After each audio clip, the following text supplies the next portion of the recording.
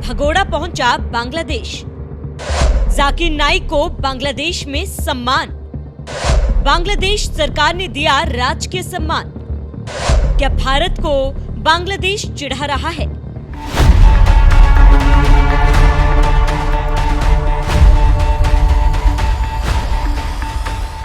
हसीना शेख सत्ता से गई और पाकिस्तान की तरह बांग्लादेश ने अपने आप को इस्लामिक मुल्क घोषित कर लिया है।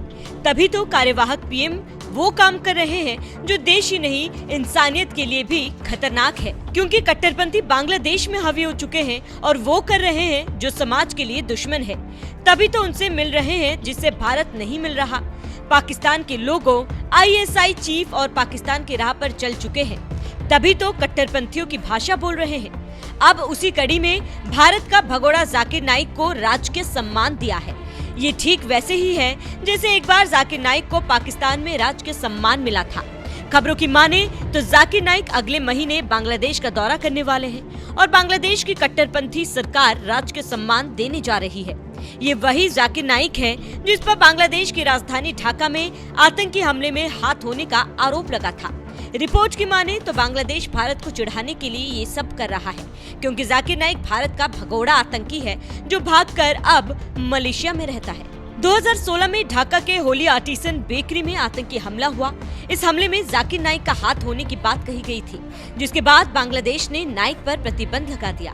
इस हमले में जेएमडब्ल्यू ने 9 इतालवी, 7 जापानी, 1 अमेरिकी और 1 भारतीय समेत 20 लोगों की मौत हुई थी। लेकिन अब उसी जाकिर नाइक का बांग्लादेश में रेड कारपेट पर स्वागत किया जाएगा। इससे क्या मंशा है ये आप समझ सकते हैं। इससे आप समझ सकते हैं कि बांग्लादेश किस राह पर चल निकला है और अब भारत के सभी पड़ोसी भारत को परेशान कर रहे हैं।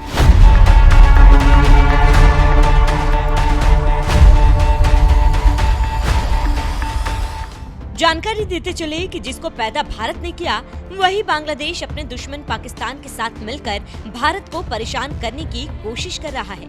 इतिहास जानता है 1971 की जंग के पाकिस्तान से बांग्लादेश को भारत ने अलग कर दिया।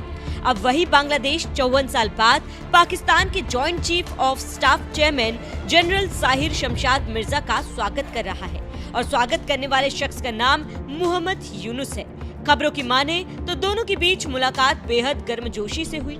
इस मुलाकात में ट्रेड, इन्वेस्टमेंट, डिफेंस और ऑपरेशन पर बात हुई। मिर्जा ने एक जैसे कल्चर, इतिहास की दुहाई दी और साथ आने की पेशकश की। इससे आप समझ सकते हैं कि कैसे भारत के खिलाफ यूनुस काम कर रहे हैं। उसी कड़ी में जाकिर नाइक को बुलाए हैं जो भारत का वांटेड है। आपको यहाँ पर ये भी जानकारी देते चले कि पूर्व की शेख हसीना सरकार के सूचना मंत्री हसनुल हक इनू ने नाइक पर प्रतिबंध लगाते हुए कहा, जाकिर नाइक के भाषण उग्रवाद को भड़काते हैं। ढाका आतंकी हमले की जांच में पता चला कि हमलावर इस्लामिक स्टेट आईएसआईएस और जाकिर नाइक के उद्देश्यों को गहराई से फॉलो करता है। इसके बाद ही उन्होंने ढाका के पौश गुलशन इलाके में स्थित कैफे पर बम और असॉल्ट राइफलों से लैस होकर हमला कर दिया और वहां मौजूद लोगों और कर्मचारियों पर अंधाधुंध गोलियां चलाकर मौत के घाट उतार दिया। इससे आप समझ सकते हैं कि जाकिर नाइक क्या था और कैसे काम किया और आज क्या कर रहा है। आप ये भी जानते हैं कि जाकिर नाइक पर आतंकी फंडिंग और नफरत फैलाने का आरोप है। एनआईए ने उसके खिलाफ गैर कानूनी गतिविधि अधिनियम यूएपीए के तहत मामला दर्ज किया हुआ है। भारत ने कई बार मलेशिया से जाकिर नाइक के प्रत्यार्पण की मांग की, लेकिन कुआलालंपुर ने हर बार इनकार कर दिया।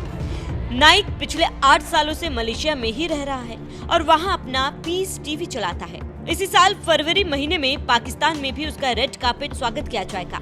इससे आप समझ सकते हैं कि पाकिस्तान के राह पर कैसे चल रहा है उनका साथी बांग्लादेश।